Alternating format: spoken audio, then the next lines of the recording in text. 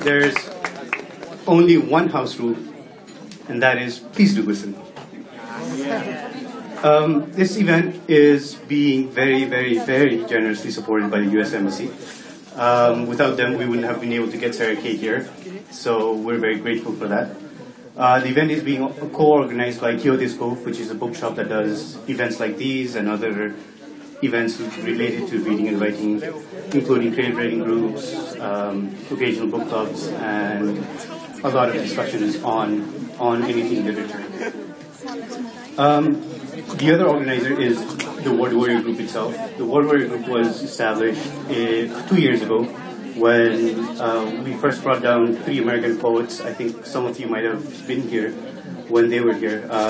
We did a performance with them in House of Music in Kathmandu. And since then, the poetry scene has really seen quite a bit of development, and what we're trying right now is to really take that movement to another level. I hope all of you have contributed your entry fees. The money is not going, unfortunately, not going to allow me to drink single malts today. But it is going for a good cause. It's going for an inter-schools poetry contest that we'll be organizing sometime in January or February with the Word Warriors. Part of the workshop that we did was to get poets geared up to hold workshops in schools and colleges so that they could go and do these workshops with students so that we really start getting more people engaged and invested in doing these performances. So thank you all for contributing your money. So without further ado, I think I'll start off the program. First up, we have a very young poet, one of the stellar performers from the workshop that we held with Sarah Kay. Give her a big, big hand to Suvechchhya Pradhan. Go Suvechchhya!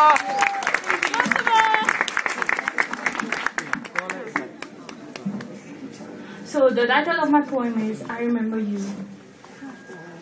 I remember the warmth in my palms and sweats and stickiness as I saw my hands disappearing into years while we walked the narrow, the dark, spooky, and crowded alley that smelled of moist soil and algae and fungi because they have not seen the sun since they were first born.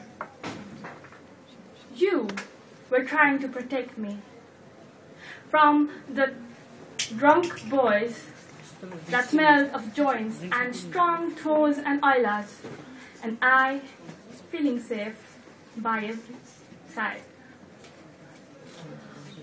The sweet taste of good bark slowly melting in my mouth reminded me of you as we sat in the falta, basking in the sun in the cold winter mornings. As I played with pebbles and feathers and dirt and stones, and you telling me stories about princes and princesses far away from home. I remember you holding you closely, tightly to me, just to wake up one day and realize you were not there anymore. It's been a year since I lost you. It's been a year since you were not there. And since then, my nightmares had begun. I had no sleep, no thoughts, nothing. My mind going blank, I turning numb every time, as Eric Clapton singing to me. Would you home? Sorry. Would you?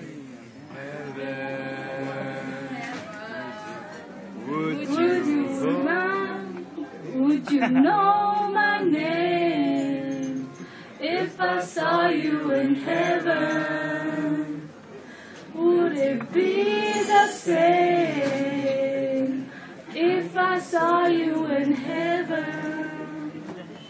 I must be strong and carry on, 'cause I know I don't belong here in heaven. And one day I realized you were there with me. I did not lose you, did I? Maybe physically, but not spiritually and scientifically. because I knew you were there with me, back in my head, in the corner of my heart, in all my body parts.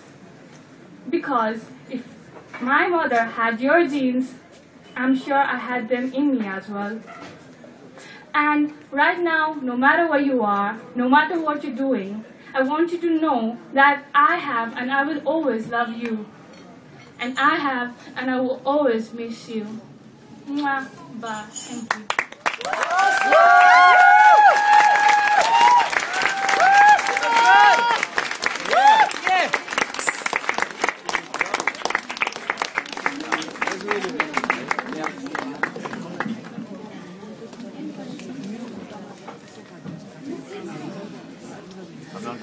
All right. Are you guys having fun now? Are we warming up to the poetry?